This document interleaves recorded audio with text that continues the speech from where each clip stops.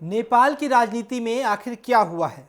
आखिर केपी शर्मा ओली जो नेपाल के प्रधानमंत्री हैं या फिर यूँ कहिए थे, उन्होंने अपने संसद को भंग करने की सिफारिश राष्ट्रपति से क्यों की और आखिर फिर क्यों राष्ट्रपति ने इतनी जल्दी उस सिफारिश को स्वीकार किया और इन सब के बीच अब आगे नेपाल में होने क्या वाला है? आखिर सरकार स्थिर क्यों हुई है? इन तमाम सवालों के जवाब आज मैं अगले 5 मिनट में आपको दे दूंगा और ये समझा दूंगा कि नेपाल की राजनीति में जो उथल पुथल मची है उसकी असल वजह क्या है। इसके साथ ही आज हम समझाने की आपको कोशिश करेंगे कि आखिर नेपाल में जिस तरीके से केपी शर्मा ओली को चीनी गोली लगी है, क्या वाकई नेपाल की सरकार गिराने में या फिर बचाने में चीन का कोई हस्तक्षेप है? नमस्कार, मैं हूं रवि श्रीवास्तव और आप देख रहे हैं J24 न्यूज़ का डिजिटल प्लेटफॉर्म।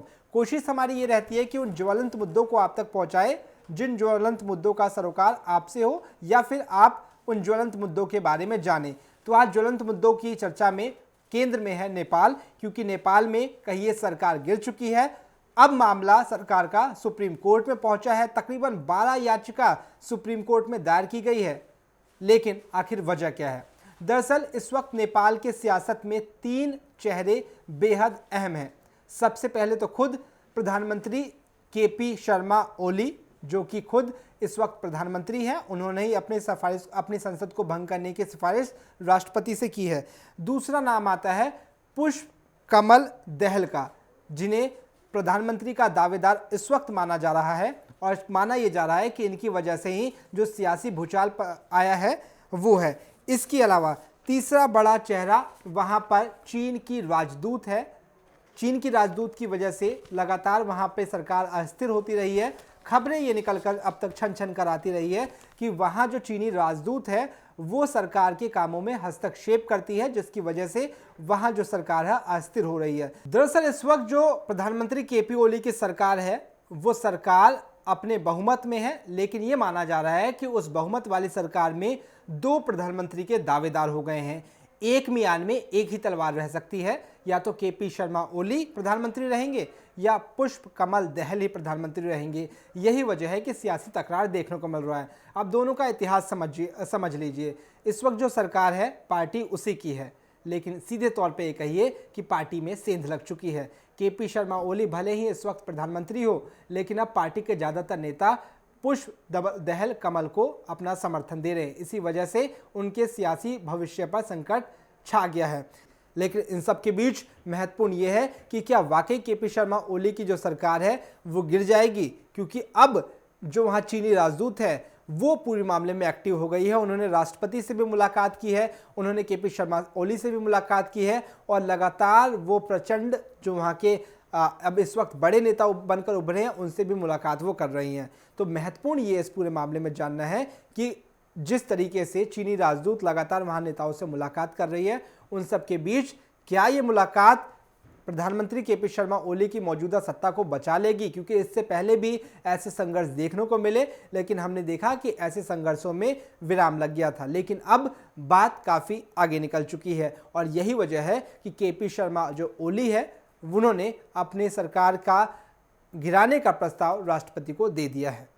माना यह जा रहा है कि अब तक केपी शर्मा ओली की सरकार को चीन चला रही थी या फिर उनकी सरकार को चीन के दबाव में चलना पड़ रहा था। केपी शर्मा के हालिया बयान पर गौर करें तो जितने भी भारत विरोधी उन्होंने बयान दिए उससे उनकी पार्टी खुश नहीं थी, लेकिन माना यह जा रहा था कि चीन के दबाव में उन्होंने सारे बयान दिए। अब इन सब के बीच समझना यह है कि क्या वाकई केपी शर्मा ओली की सरकार गिर गई या फिर प्रचंड कमल दहल के लिए एक नया मौका है और वो प्रधानमंत्री बनेंगे। आगे इसको समझते हैं। दरअसल अब से पहले अगर आप 2015 में जाए तो 2 बड़े नेता थे नेपाल की राजनीति में जिनको लेकर लगातार सुर्खियां बटोरी गई। सबसे पहला नाम खुद केपी शर्मा ओली का और दूसरा नाम प्रचंड दहल कमल। दोनों की अपनी अलग अलग पार्टी थी। एक पार्टी का नाम था कम्युनिस्ट पार्टी ऑफ नेपाल, जिसका नेतृत्व कर रहे थे केपी शर्मा ओली, और दूसरी पार्टी थी नेपाल कम्युनिस्ट पार्टी। सत्ता में आने के लिए दोनों पार्टी का मर्ज हो गया, यानी विलय हो गया, और पार्टी का एक पार्टी बनी, उसका नाम था कम्युनिस्ट पार्टी ऑफ नेपाल यानी UML, जिसकी सरकार इस वक्त नेपाल में चल रही है।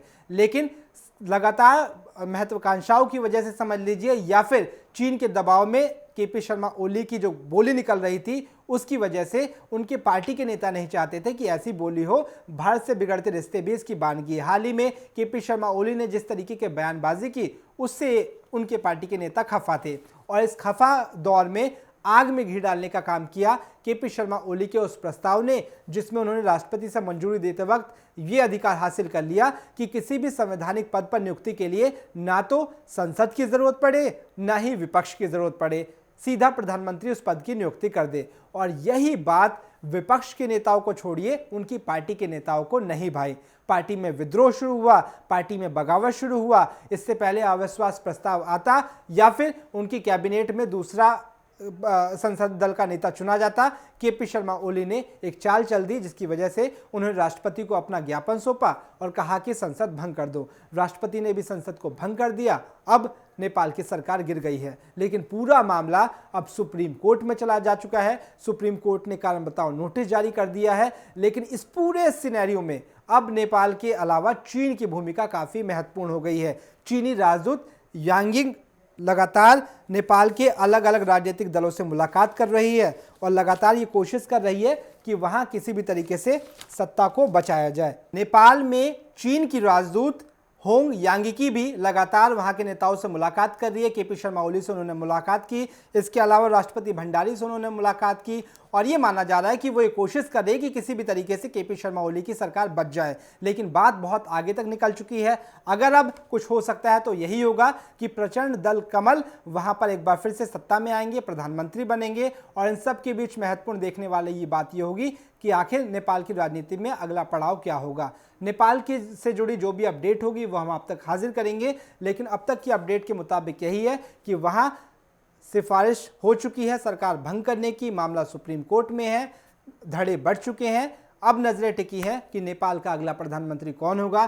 क्या केपी शर्मा ओली ही प्रधानमंत्री पद पर बने रहेंगे नेपाल की चीन की मदद से, या फिर प्रचंड कमल दहल जो लगातार कोशिशें कर रहे हैं प्रधानमंत्री बनने की, उनको कमान मिलेगी। अगर प्रचंड दहल को कम सत्ता मिलती है तो यकीनन ये भारत के लिए अच्छी खबर होगी, क्योंकि उनका मानना, उनका जो झुकाव है वो हमेशा भारत के लिए था। लेकिन जिस तरीके से केपी शर्मा की बोली थी उससे तो ऐसा ही लग रहा था कि वो चीन की ज़्यादा बोली बोल रहे हैं। इस सेगमेंट में इतना ही। तब तक के लिए दीजिए इजाज़त। आप देख रहे थे G24 न्यूज़ का डिजिटल प्लेटफॉर्म और मैं था रवि आपके साथ। धन्यवाद।